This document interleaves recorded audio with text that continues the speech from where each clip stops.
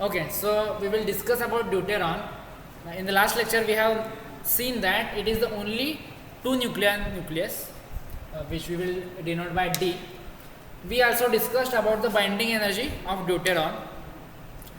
It is 2.225 mega electron volt. So when we talk about binding energy per nucleon, we will divide this by 2, and we have seen the curve. So that is around 8 MeV. त्याच्या around तो curve असतो most stable न्यूक्लियसचा. So in that case we can call this deuteron as a loosely bound or a weakly bound nucleus. Now in yesterday's lecture we have not talked about this much, but I found that this is very important to determine the state of deuteron, ground state of deuteron. So experimentally found result is that parity of deuteron is always even. So when parity is even, when the angular momentum is either 0, 2 or 4 and so on, when this L is even, then we can call that the parity is even, and when L is odd, then parity is also odd. So in this case, as we found experimentally that this deuteron is having even parity, so only these two possibilities are there. Okay, so we cannot have deuteron with L equal to 1 state, so this is not possible. So in the last lecture I talked about this instead of 2, but this is not possible in case of deuteron. Okay, so what about nuclear spin then? We also talked that J is equal to 1, that is total angular momentum of the deuteron is experimentally found result is 1. So in atomic physics you have seen that we talk about J as L minus S to L plus S. Okay, so we are talking about mod. So in case of in some case S can be larger. Now in this case you can see S is 1 and L is 0. So in this case it should not be minus 1, it should be plus 1. So what will be happen? L minus S and L plus S both should be exactly equal to 1. So we can get two states, L equal to 0 and S equal to 1, and L equal to 2 and S equal to 1. So here L plus 1 is J, here L minus S is J. Okay, so we can write the spectral terms from here. So this already we have written in the last lecture. The L equal to 0 represents the S state. Multiplicity is 3 because 2S plus 1 is 3 and J is 1. Okay, now if you call this if you find out this state, L equal to 2 means D state. Okay, S P D F, that states, and J is equal to 1 and multiplicity is again 3. Okay, so these two states are possible. Yesterday I talked about L equal to 1, so I told P state, but it is not possible because the parity should be even. Okay, then we talked about this magnetic dipole moment of proton and neutron. Okay, this is nuclear magneton. So in this unit we have written the values of magnetic dipole moment, and then we found experimentally this result, and we also seen yesterday that this summation is not exactly this value, and this comes from the this part, this non-central part. Okay, L equal to 0 represents the central part and L equal to 2 represents the non-central part. We have not seen, I guess, in the last lecture quadrupole moment. So this is value of quadrupole moment, electric quadrupole moment of deuteron. This is experimental value, and this is positive. So this indicates it is the nature or the shape of the deuteron is roulette.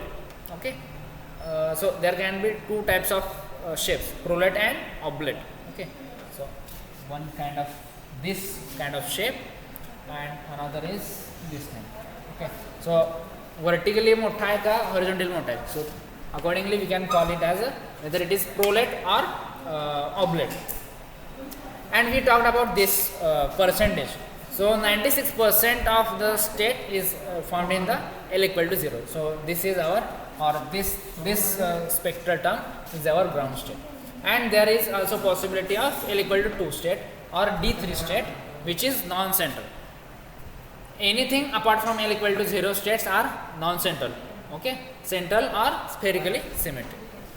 Okay, अजून एक गोष्ट सांगायची राहिली. We also have NP ratio. Okay, when we talk about the stability of any nuclei, we can check the NP ratio. What is NP ratio? It is the ratio of neutron to the proton. So you can see the graph. मी क्रेनचं book share केलं त्यात असेल किंवा दुसरं कुठलं book तुम्हाला मिळालं, you will find out the NZ ratio किंवा NP रेशो तुम्ही लिहू शकता. Okay, so along vertical axis we plot number of neutrons, along horizontal axis we plot number of protons. So when n equal to z, that means proton number आणि neutron number ज्या न्यूक्लियसमध्ये same आहे. सो this will be the straight line. Okay, n equal to z line. And the most of the stable nuclei are found in this region only. So I will draw with another color. Hope you can see.